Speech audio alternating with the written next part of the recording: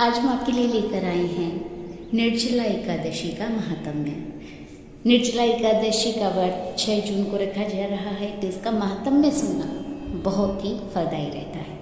युधिष्ठिर ने कहा, जनार्दन, ज्येष्ठ मास की शुक्ल पक्ष में जो एकादशी पड़ती हो, कृपया उसका वर्णन कीजिए।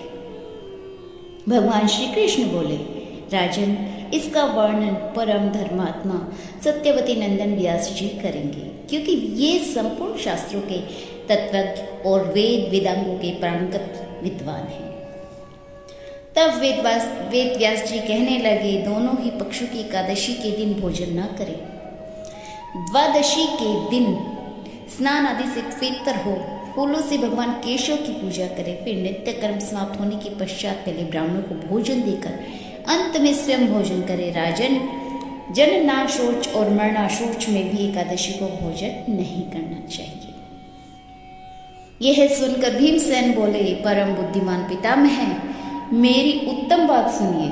राजा युधिष्ठिर, माता कुंती, द्रौपदी, अर्जुन, नकुल और सहदेव ये एकादशी को कभी भोजन नहीं करते तथा मुझसे भी हमेशा यही कहते कि भीमसेन, तुम भी एकादशी को न खाया करो। किंतु मैं उन लोगों से यही कहता हूं कि मुझसे भूख नहीं सही जाएगी।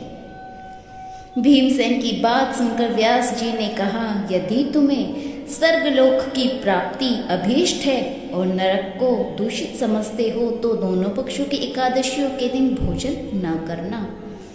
भीमसेन बोले, महाबुद्धिमान पितामह, मैं आपके सामने सच्ची बात कहता हूँ, एक बार भोजन करके भी मुझसे व्रत नहीं किया जा सकता, फिर उपवास करके तो मैं रह ही नहीं सकता हूँ। मेरे उदर में वृक्क नामक अग्नि सदा प्रज्वलित रहती है, अतः जब मैं बहुत अधिक खाता हूँ तभी यह शांत होती है।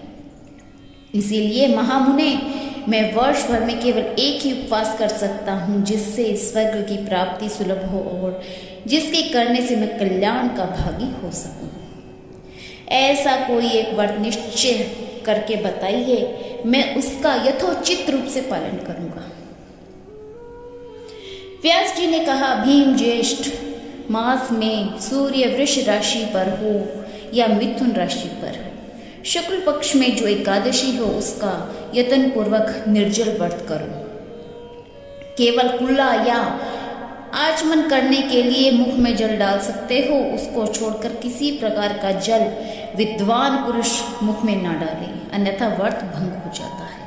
एकादशी को सूर्योदय से लेकर दूसरे दिन के सूर्योदय तक मनुष्य जल को त्याग करे तो यह व्रत पूर्ण होता है। तदनंतर द्वादशी को प्रभात काल में स्नान करके ब्राह्मणों को विधि पूर्वक जल और स्वर्ण का दान करे। इस प्रकार सब कार्य पूरा करके जितेंद्रिय पुरुष ब्राह्मणों के साथ भोजन करे। वर्ष भर में जितनी एकादशियां होती हैं उन सब का फल निर्जला एकादशी के सेवन से मनुष्य प्राप्त कर लेता है। इसमें तनिक भी संदेह नहीं है। शंख, चक्र और गदा धारण करने वाले भगवान केशव ने मुझसे कहा था कि यदि मानव सबको छोड़कर एकमात्र मेरे शरण में आ जाए और एकादशी को निराहार रहे तो वह सब पापों से छूट जाता है। एकादशी व्रत करने वाले पुरुष के पास विशालकाय, विकराल आकृति और काले रंग वाले दंड, पाशधारी भयंकर यमदूत नहीं जाती। अंतकाल में पीतांबरधारी, सौम्य स्वभाव वाले, हाथ में सुदर्शन धारण करने वाले और मन में समान वेगशाली विष्णु दूत आखिर इस वैष्णव पुरुष को भगवान विष्णु के धाम में ले जाते हैं। अतः निर्जला एकादशी को पूर्ण यत्न करके उपवास और श्री हरि को पूजन करना चाहिए। स्त्री हो या पुरुष, यदि उसने मेरु पर्वत के बराबर महान पाप किया हो तो यह सब इस एकादशी व्रत के प्रभाव से भस्म हो जाता है। जो मनुष्य उस दिन जल के नियम का पालन करता है वह पुण्य का भागी हो जाता है। उसे एक एक प्रहर में कोटि कोटि स्वर्ण मुद्रा दान करने का फल प्राप्त होता सुना गया है। मनुष्य निर्जला एकादशी के दिन स्नान, दान, जप, होम आदि जो कुछ भी करता है वह सब अक्षय होता है। यह भगवान श्री कृष्ण का कथन है। निर्जला एकादशी को विधि पूर्वक उत्तम रीति से उपवास करके मानव वैष्णव पद को प्राप्त कर लेता है। जो मनुष्य एकादशी के दिन अन्न खाता है वह पाप का भोजन करता है। इस लोक में वह चंडाल के समान है और मरने पर दुर्गति को प्राप्त होता है। जो ज्येष्ठ के शुक्ल पक्ष में एकादशी का उपवास करके दान करेंगे वे परम पद को प्राप्त होंगे। जिन्होंने एकादशी का उपवास किया वे ब्रह्म हत्यारे, शराबी, चोर और गुरुद्रोही होने पर भी सब पातकों से मुक्त हो जाते हैं। कुंती नंदन, निर्जला एकादशी के दिन श्रद्धालु स्त्री पुरुषों के लिए जो विशेष दान और कर्तव्य विहित है उन्हें सुनो। उस दिन जल में शयन करने वाले भगवान विष्णु का पूजन और जलमयी धेनु का दान करना चाहिए और प्रत्यक्ष धेनु या घृतमयी धेनु को दान उचित है। पर्याप्त दक्षिणा और भांति भांति के मिष्ठानों द्वारा यत्नपूर्वक ब्राह्मणों को संतुष्ट करना चाहिए।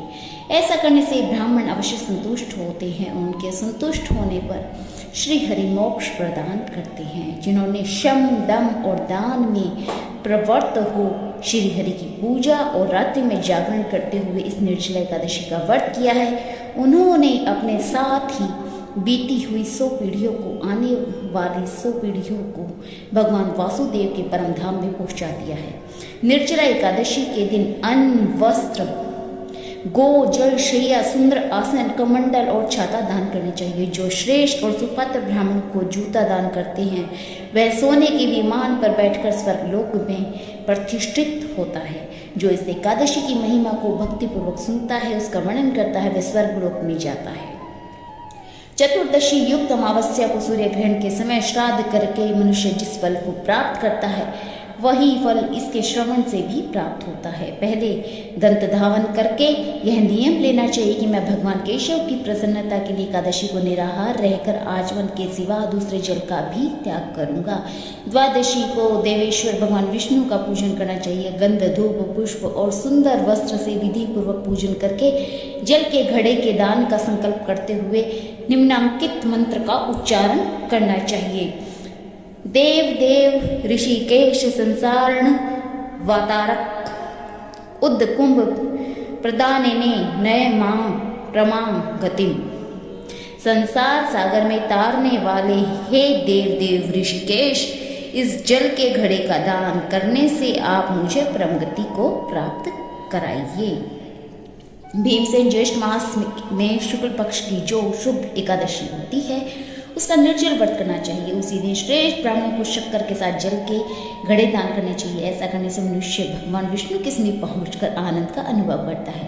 तत्पश्चात द्वादशी को ब्राह्मण भोजन कराने के बाद स्वयं भोजन करना चाहिए। जो इस प्रकार पूर्ण रूप से पाप नाशिनी एकादशी का व्रत करता है वह सब पापों से मुक्त हो जाता है और आनंदमय को प्राप्त होता है।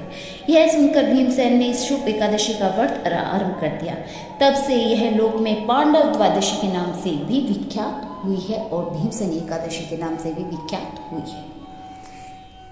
जय श्री राम, जय श्री हरि।